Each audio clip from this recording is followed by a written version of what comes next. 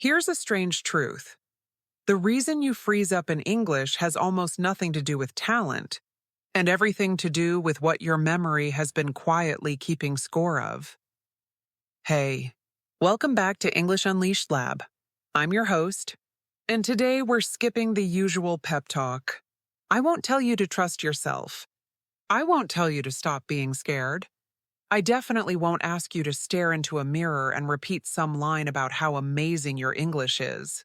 Some people swear that works. But real fluency confidence runs on something far more mechanical than a slogan.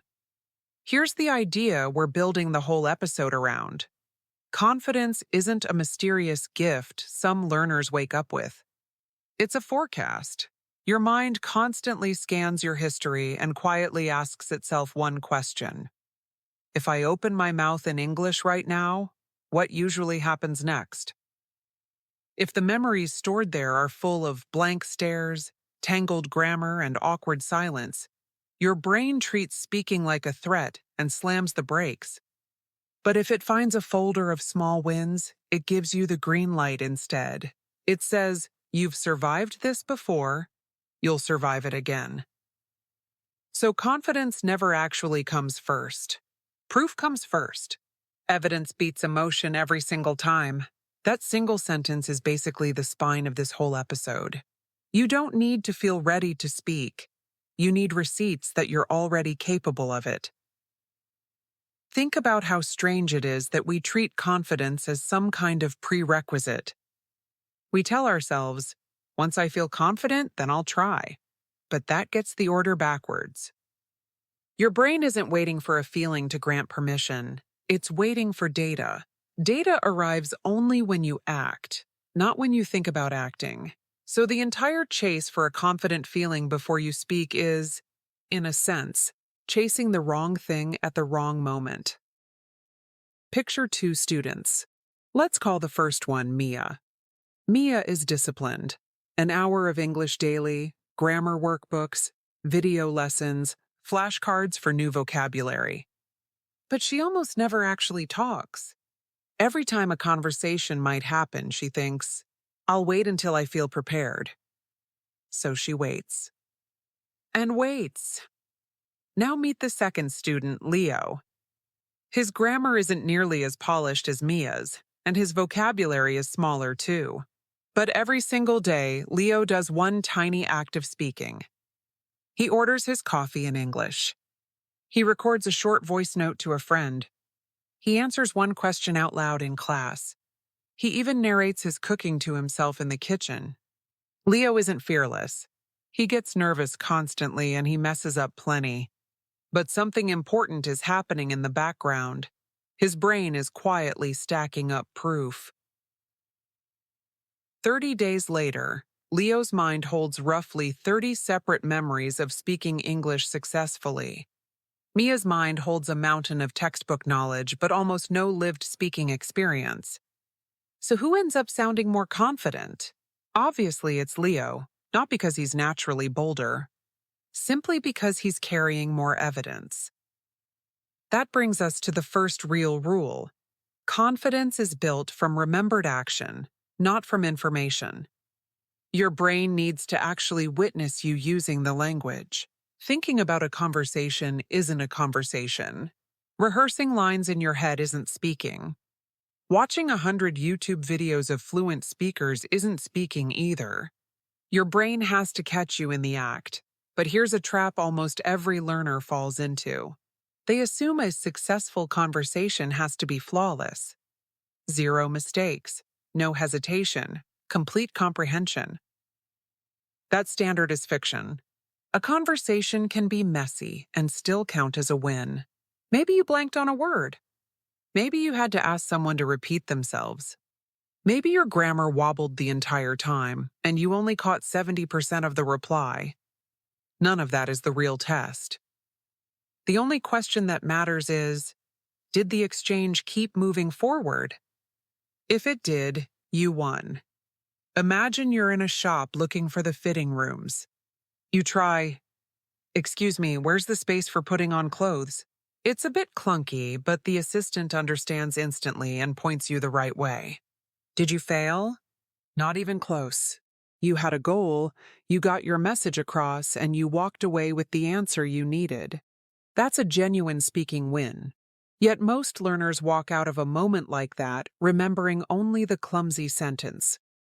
I said something so weird, they think, completely ignoring that the interaction actually worked. That habit trains the brain with a dangerous lesson. Mistake equals disaster. A far healthier lesson sounds like this. It wasn't perfect, but I solved my own problem. So after any conversation, stop asking only, what went wrong? Start asking, what did I actually pull off? Maybe you kept the conversation alive when you wanted to run away. Maybe you found a workaround word. Maybe you simply asked for clarification instead of freezing. These are genuine skills, and confidence expands the moment you start noticing them. I like to call this a receipts file, a running log of proof that you've already used English successfully. No special notebook required. Your phone notes app works fine. Jot down lines like, "Today I asked a stranger a question in English. I explained something tricky to a coworker. I talked for 2 straight minutes with zero preparation. I didn't understand a word, so I simply asked for it to be repeated." These entries might look tiny, but they matter enormously. On a rough day, your feelings might insist, "I can't speak this language." Your receipts file quietly disagrees because you spoke, clearly and successfully, only yesterday. Emotions shift by the hour. Evidence stays put. This is exactly why your confidence shouldn't hang on your mood. Some days your English flows effortlessly. Other days, ordinary words vanish from your brain entirely. That's completely normal. A tired mind isn't a broken one. One rough exchange doesn't mean your skills have declined. It just means that particular moment was hard. Don't let a single bad minute rewrite the story of your entire ability. Learners often overreach with statements like, "I couldn't answer that. My English must be terrible." That verdict is way too broad. A far more accurate version would be, "I struggled to answer quickly today." Precise language protects your confidence far better than sweeping judgments do. Compare these two claims side by side. "My speaking skills are hopeless" versus "phone calls specifically throw me off." The first sentence torches your entire ability. The second one isolates a single, fixable scenario, phone calls, something you can actually train. Or try this pair. "I have zero confidence" against "meetings make me nervous." Again, the narrower sentence wins. Because maybe you're totally relaxed chatting with friends, or ordering dinner, or explaining your job to one person at a time.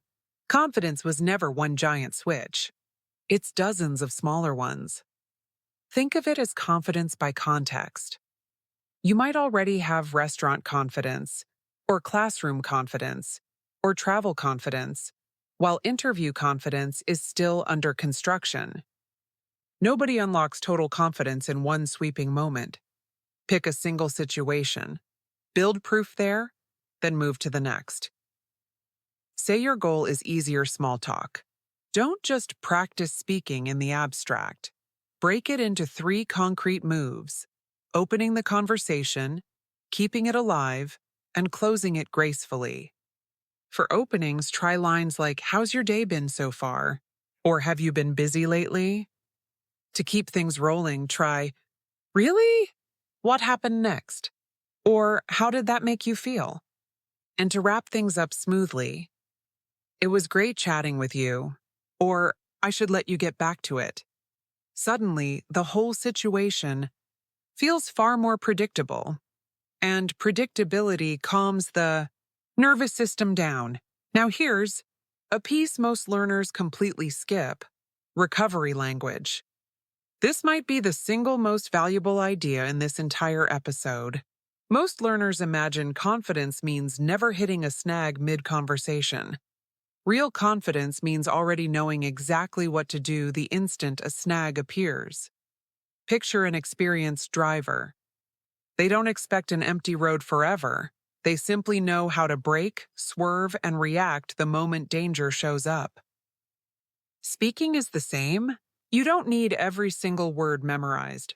You need a reliable way to recover. Lines like, "Sorry, could you repeat that?" Or, "Could you slow down a little?" Or, "I didn't quite catch that last part." Or, "What does that word mean?" Aren't signs of weakness, and they're tools that keep the conversation breathing. A learner with a modest vocabulary but strong recovery phrases often communicates better than someone with a huge vocabulary who goes silent the moment things get bumpy. It isn't about knowing more words. It's about knowing what to do the instant a word refuses to appear. That single habit, practiced over and over, quietly becomes one of the most reliable confidence tools you will ever build. Say someone asks you, "What was the toughest part of starting your new job?" You understand the gist, but you're unsure about the word toughest. Instead of freezing, you simply ask, "Sorry, what do you mean by toughest?" They clarify, "The hardest part." And now you can answer with confidence. You didn't fail. You steered the conversation exactly where you needed it. That single moment becomes fresh evidence teaching your brain, when confusion hits, I already have a plan. And a plan quiets fear far faster than memorizing another stack of vocabulary ever could. Let's talk about preparation, because too much of it can actually backfire. Some learners script out every single sentence beforehand and rehearse it on repeat. Then the real conversation veers somewhere unexpected, and they're completely lost. That happens because they prepared a performance, not an actual dialogue. A real conversation can't be scripted line by line. The smarter approach: prepare small fragments. One strong opener, two solid questions, one graceful exit line. You don't need to control the middle. You just need a confident beginning and a reliable way to recover. Here's one final insight. Stop always practicing at your absolute hardest level. Plenty of learners jump straight into heavy topics, politics, economics, complicated technology, hoping to fast-track their progress. Then they stumble and conclude their English is weak, even though the topic would trip up a native speaker too. To actually build confidence, spend more time practicing comfortably below your ceiling. Describe your morning routine. Explain a simple recipe. Talk about a movie you already know well. Walk through your neighborhood or how you use your phone. Familiar topics give your brain room to actually perform instead of scrambling. That's it for today's episode of English Unleashed Lab. If this helped you see confidence a little differently today, hit that like button right now and let me know honestly in the comments below. Which exact situation are you going to build your evidence in first? Confidence isn't a feeling you wait for. It's proof you collect. Speak in small, doable moments, and let the confidence catch up.